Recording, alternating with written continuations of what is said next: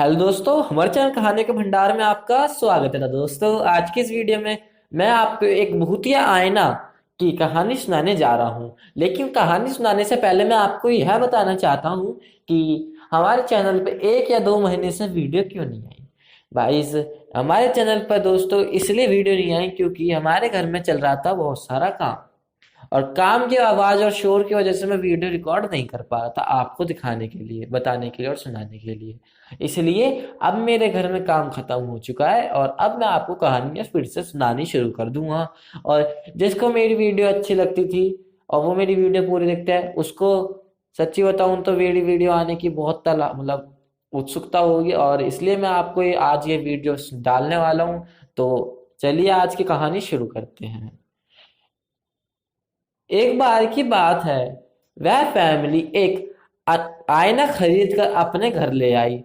पता नहीं उस आईने में ऐसा क्या था जो कोई भी उस आईना के खरीदता था वह उसी आईने में खिंचा चला जाता था। उस फैमिली में पति का नाम राज, पत्नी का नाम सीमी और उसके बच्चों का नाम राहुल तथा दूसरे का नाम पिंकी था।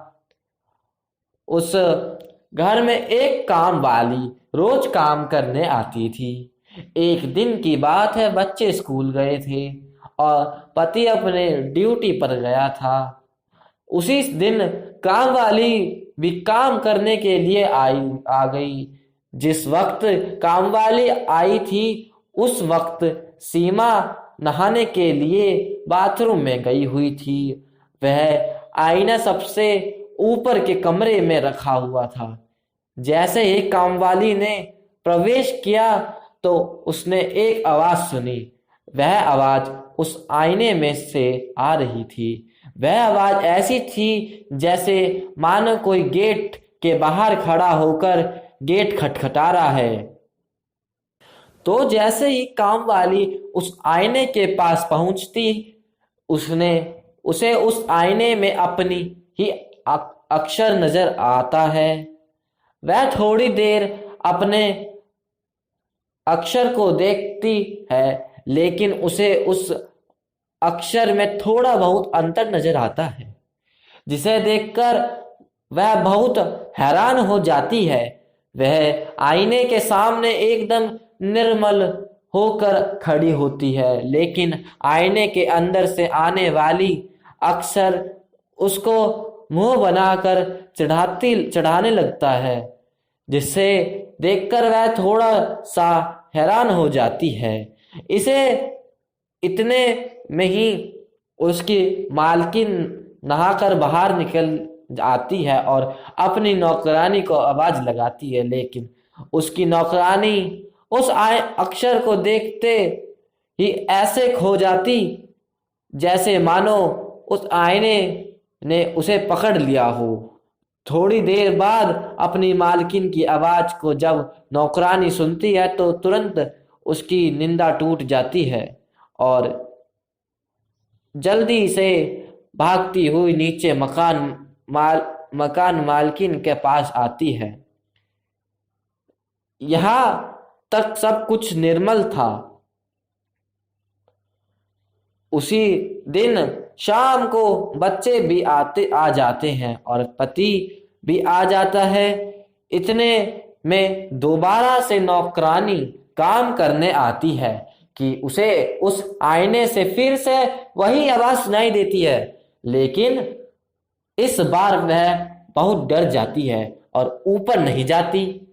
वह अपनी मालकिन को बताना चाहती है इसकी इसे आईने में कुछ तो गड़बड़ है, परंतु सबसे सामने वह बता नहीं पाती है। इसलिए अपने आप ही दोबारा से यह निश्चय करके उस आईने के सामने चली जाती है। लेकिन इस बार जैसे ही वह आईने के सामने खड़ी होती है, आईने वाला अक्षर एक चाकू उठाता है और अपने गर्दन पर चलाने लगता है। इधर असली वाली नौकरानी भी बिल्कुल वैसा ही करती है जैसे आईने के अंदर वाला अक्षर करता है। वह चाकू अपनी गर्दन पर चलाने लगती है। जैसे वही जैसे वही के वही इसलिए अपने आप ही दोबारा से यह निश्चय करके उस आईने के सामने चली जाती है। लेकिन इस बार जैसे ही वह आईने के सामने खड़ी होती है, आईने वाला अक्ष एक चाकू उठाता है और अपने गर्दन पर चलाने लगता है।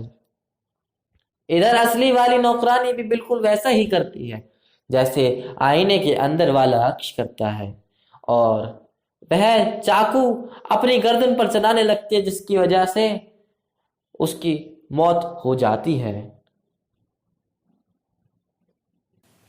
इस तरह से किसी को पता नहीं चलता है कि उसकी मौत कैसे हुई, किस तरह से हो गई। सभी को यही लगता है कि उसने आत्महत्या करी है। परिवार के सभी सदस्य बहुत दुखी होते हैं। इसके कुछ दिन बीत जाने के बाद पिंकी उस आईने के सामने जाकर खेलने लगती है कि अचानक से पिंकी का अक्ष उसे देखकर गायब हो जाता है। पिंकी को यह बात समझ में नहीं आती है और वह बहुत भयभीत हो जाती है। इस पर तुरंत पिंकी भागती हुई मम्मी के पास जाती है और अपनी मम्मी को बताती है कि आईने में मेरी छवि अचानक से गायब हो गई थी। मम्मी उसकी बातों पर यकीन नहीं करती है। उन्हें लगता है कि शायद यह कोई मजाक कर रही है।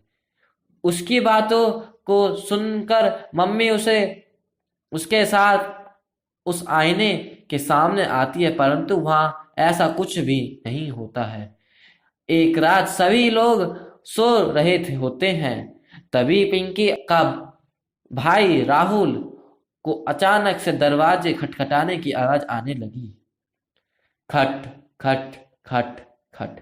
पहले तो वह समझता है कि बाहर दरवाजे पर कोई खड़ा है, इसलिए वह दरवाजे की तरफ जाता है और दरवाजा खोल कर देखता है तो बाहर कोई भी दिखाई नहीं देता है। लेकिन तभी अचानक से आवाज फिर से आने लगती है, खट खट खट खट। इस बार उसे आवाज ऊपर वाले कमरे में से आती है और तभी वह उस कमरे में जाता है। पहले तो वह चारों तरफ देखता है कि इस कमरे में के अंदर कोई बैठा तो नहीं है। फिर उसे एहसास होता है कि यहाँ पर तो कोई नहीं है, कोई नहीं है। नहीं, फिर आवाज कहाँ से आ रही है? वह अपना भ्रम समझ कर नीचे जाने वाला था कि आवाज फिर से आने लगी, खट खट खट खट। और जैसे ही पीछे पलट कर देखता है तो उसे मालूम पड़ता है कि वो आवाज उस आईने से आ रही है। और जैसे ही है आईने के सामने जाकर खड़ा हो जाता है कि तभी आईने में से दो हाथ बाहर निकलते हैं और राहुल के गर्दन की तरफ आने लगते हैं। इतने में ही राहुल की आंखें खुल जाती हैं और मम्मी मम्मी चिल्लाता हुआ जाग जाता है। उसको इस तरह से जागता हुआ देखकर राहुल के मम्मी पापा तुरंत जाग जाते हैं और पूछते हैं कि बेटा क्या हो गया। राहुल पसीने से लथपथ और डरा हुआ अपने बेड पर बैठा हुआ था। इसी दौरान वह सारी घटना अपने मम्मी पापा को बताता है। वह दोनों इसका एक सपना समझकर ज्यादा विश्वास नहीं करते हैं और उससे सो जाने के लिए कहते हैं। अगली सुबह उसके मम्मी पापा उस आईने के सामने जाकर देखते हैं और सोचते हैं कि हमारे बच्चे आईने के सामने जाने से क्यों डर रहे हैं, परंतु उन लोगों के साथ कुछ भी गलत नहीं होता है। वह उसे एक नॉर्मल आईना समझकर वहां से चले जाते हैं। अगली रात राहुल के पिता देखते हैं कि कमरे की खिड़की के बाहर कोई झांक कर देख रहा है। वह दरवाजा खोलकर बाहर जाते हैं तो उन्हें वहां कोई नजर नहीं आता।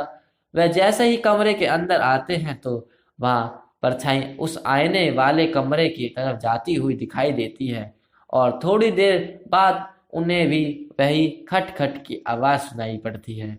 उनको पता चल जाता है कि यह आवाज ऊपर से आ रही है।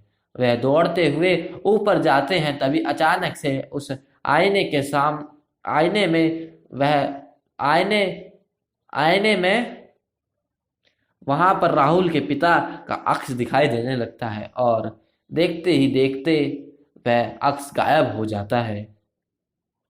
लेकिन इतने में ही आईना चटक जाता है और उसका एक टुकड़ा नीचे गिर जाता है। फिर अचानक से राहुल के पापा का अक्स दोबारा से उस आईने में आ जाता है, और उस टूटे हुए टुकड़े से वह अपने शरीर पर घाव करने लगता है। जैसे जैसे अक्स करता जाता है वैसे ही वैसे राहुल के पापा करते जाते हैं, और राहुल के पापा के शरीर पर काफी सारे कट लग जाते हैं। इतने में ही सीमी वहां पर आ जाती है और वहां अपने पति को उस कमरे के बाहर खींच कर ले जाती है। बताया वह सब सच था, और इस आईने में जरूर कोई रूहीनी ताकत है। इतना ही नहीं, उस आईने के आने से उस घर में बहुत बड़ी गड़बड़ होती जा रही थी। उस फैमिली को कभी अपने उस फैमिली को कभी कभी अब सपने में कोई आत्मा दिखाई देती थी जो उनको घूरती नजर आती थी। इसके अलावा उस मकान की दीवारों पर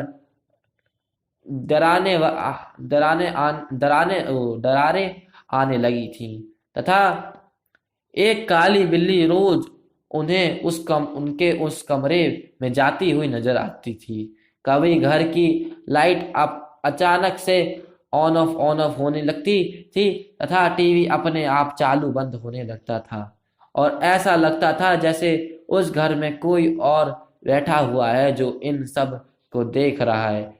इतना सब कुछ होते रहने के बाद उस फैमिली को समझ में आ गया कि यह सब कुछ उस आईने की वजह से हो रहा है।